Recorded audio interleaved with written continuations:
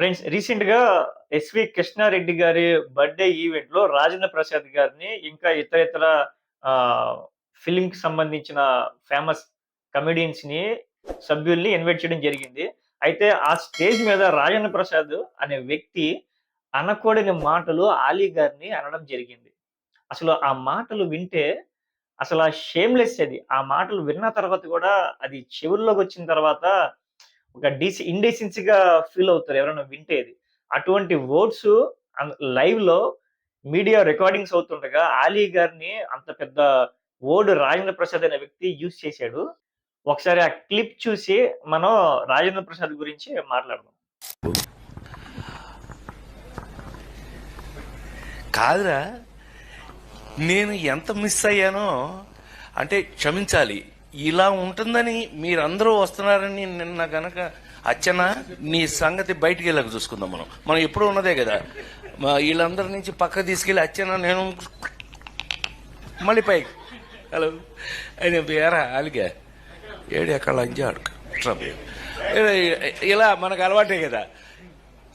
Friends విన్నారుగా, రాజేంద్ర ప్రసాద్ అనే వ్యక్తి, గారు అని కూడా అనను, రాజేంద్ర ప్రసాద్ అనే వ్యక్తి ఆలీ గారి మీద అనకూడని మాట, అది నా నోటితో నేను అనను, మీరు వినే ఉంటారు. అసలు అటువంటి చాలా బిగ్ బ్లఫ్ వరస్ట్ వర్డ్ అది. అటువంటి వర్డ్ ఆలీ గారిని అన్నాడు అంటే, రాజేంద్ర ప్రసాద్‌కి, ఆలీ గారికి ఫ్రెండ్‌షిప్ ఉండొచ్చు. చాలా కలిసి ఉండొచ్చు. అయితే ఒక పబ్లిక్ ఈవెంట్‌లో లైవ్ టెలికాస్ట్ అవుతుంది. మీడియా రికార్డింగ్స్ అవుతున్నాయి.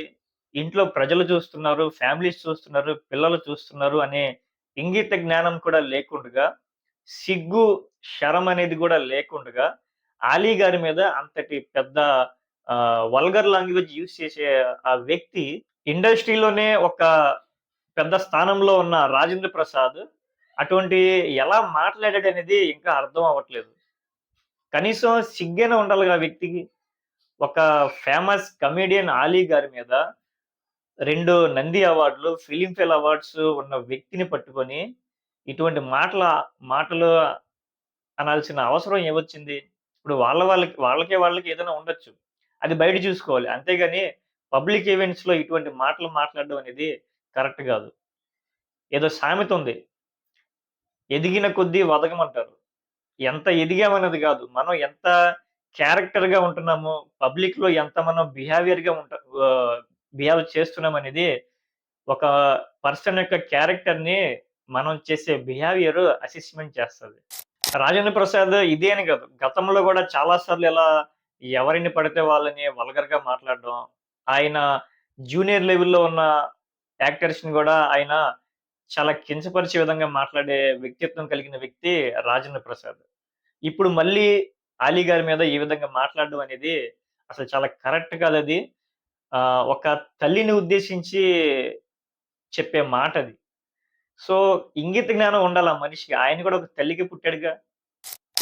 ఇటువంటి క్యారెక్టర్‌లెస్ వ్యక్తులు తెరపైన హీరోస్ కింద ఉండొచ్చు. కానీ తెర బయట వచ్చిన తర్వాత సమాజానికి మనం ఏం ప్రెజెంట్ చేస్తున్నాము, సమాజానికి ఏం మెసేజ్ ఇస్తున్నామనేది డిపెండ్ అవుతది. దాని మీదే రియల్ హీరో అని చెప్పి ఒక ప్రజలు గుర్తిస్తారు ఆ వ్యక్తిని. అంతేగాని తెరపైన మనం యాక్టింగ్ చేస్తున్నాము, మనం బాగా పాపులర్ అయ్యాము, మనం హీరో, ప్రజలు మనల్ని ఆహ్, ఫాన్స్‌గా ఫీల్ అవుతున్నారు, మనల్ని అభినందిస్తున్నారు అని చెప్తే అది వట్టి బ్లఫ్ అది. మీరు తెరపైన రియల్ హీరో కంటే కూడా నిజ సమాజంలో హీరోగా ఉండాలంటే ఇటువంటి షేమ్‌లెస్, వల్గర్‌లెస్, క్యారెక్టర్‌లెస్ వర్డ్స్‌ని మానిన తర్వాతే సమాజం మిమ్మల్ని గౌరవిస్తుంది. ఈ మూవీ ఇండస్ట్రీ వాళ్ళకి, నిర్మాతలకి, ప్రొడ్యూసర్స్‌కి ఎవరైతే ఈవెంట్స్ చేసుకుంటారో, వాళ్ళు ఏదైనా ఈవెంట్ చేసుకునే ముందు ఇన్‌స్ట్రక్షన్స్ ముందే ఇవ్వండి. దయచేసి ప్రోగ్రామ్స్‌కి తాగి రావద్దు, వల్గర్ లాంగ్వేజ్ వచ్చి మాట్లాడొద్దు, రాజకీయాలను ఉద్దేశించి మాట్లాడొద్దు అని చెప్పి ఒక ఇన్‌స్ట్రక్షన్స్ ఇవ్వండి.